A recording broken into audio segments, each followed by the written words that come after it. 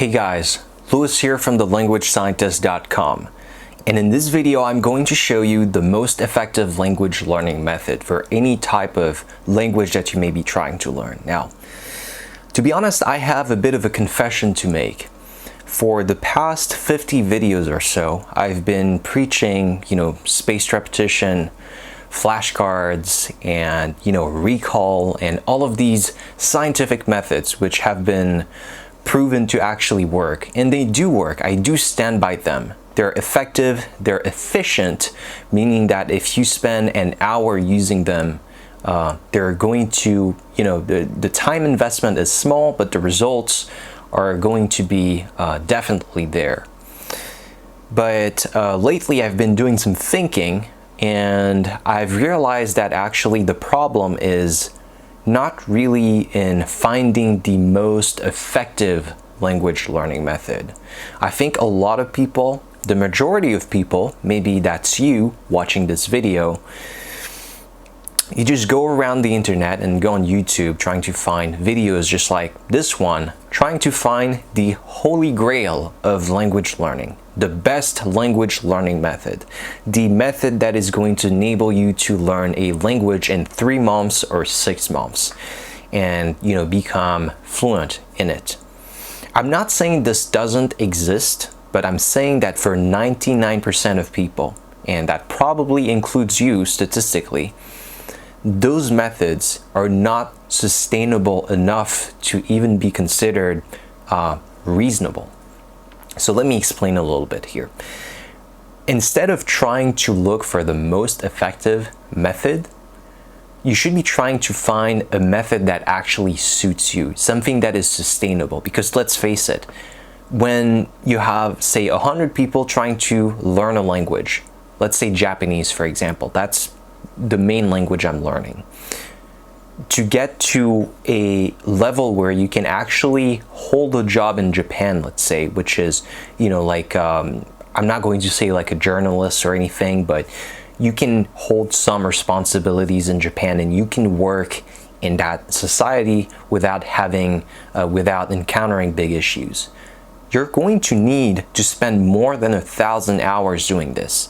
As a matter of fact, last time I checked and last time I made the video on how long it takes to learn a language, for Japanese it was something like 1,300 plus hours just to get to the minimum level required to hold a job in Japan.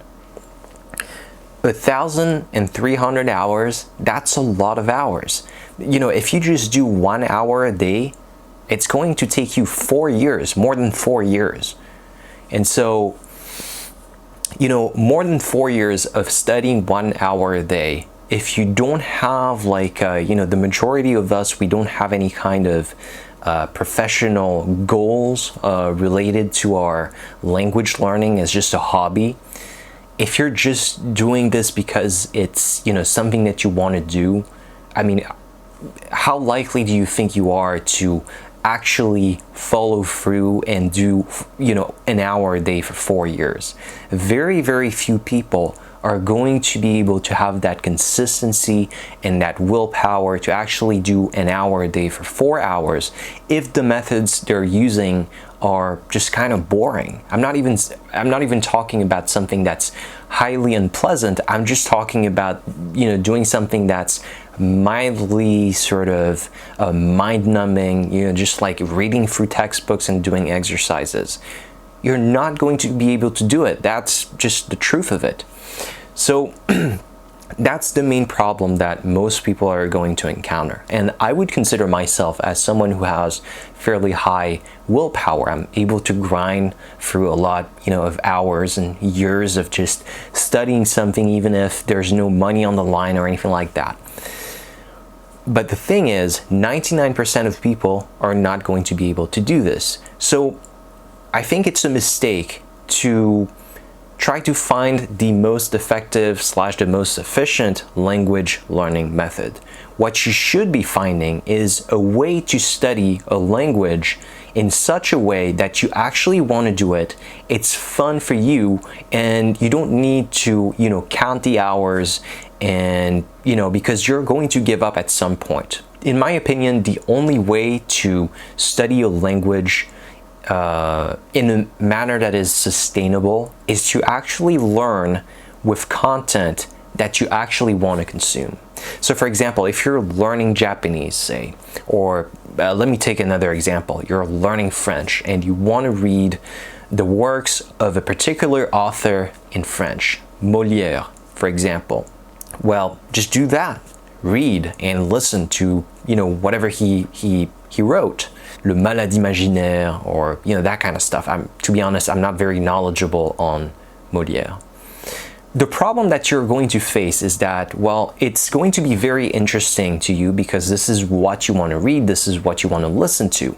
But as a beginner, there's going to be a huge, sort of a very long period of time when your level is too low for you to actually be able to fully benefit from, reading the works of Molière and actually, learn French. It's just too hard for you. There's a big gap here. I think it goes something like this, like the man who sinks does not learn how to swim. You need to have a baseline level of French. But the problem is, how do you get that baseline level of French? It's actually quite hard. Do you actually have to go out there and use boring textbooks? Well, you don't have to. You can use tools like LingQ, for example, and I'll show you a quick demo while I'm talking here. If I'm learning Japanese and I really like reading some articles, some news articles in Japan, for example, on the NHK website, I can go on the website and instead of copying and pasting every single word in Jisho or Google Translate and trying to find out what they mean, I can just go on LingQ. I can click on the LingQ Chrome extension button and import that article into LingQ, and the article is going to be imported. I can just click on the words that I don't know. They're going to be saved in my database of words that I'm learning, and LingQ is going to track my progress on every single one of those words. I can review that word as a flashcard if I have the willpower to do that, and I can actually listen to how that word is pronounced. And LingQ has this text-to-speech feature with very good pronunciation. I can attest to the quality of this because I tried it with French and English. Nowadays, text-to-speech has pronunciation that is on point. Intonation is always a little bit flat, but pronunciation is really great. So that's one idea. I'm just throwing this out there, but if you're looking for the most effective language learning method, stop looking. You need to find something that you actually enjoy. And the only way to do this is to actually start reading and listening to stuff that you actually want to consume. So for example, Molière, well, I actually kind of doubt that a lot of people actually want to start with that, but whatever floats your boat.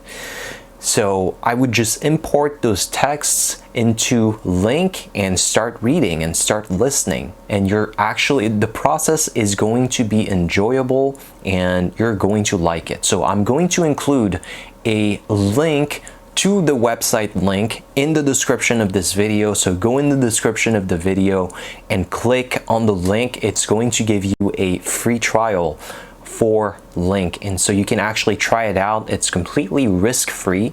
You can import articles from websites that you like or ebooks that you have, for example, and you can actually start enjoying yourself because after all, I think probably 90% of us, 90% of you guys watching this video, you're learning a language just for fun. So if you're just doing textbooks and boring flashcards, what's the point of it at the end of the day? You need to, it's such a shame that you have a hobby and it's not actually bringing you any joy, it's not fun. So once again, click on the link in the description of this video, and I hope that you enjoy yourself while you actually learn whatever language you're trying to learn, and I'll see you in the next one.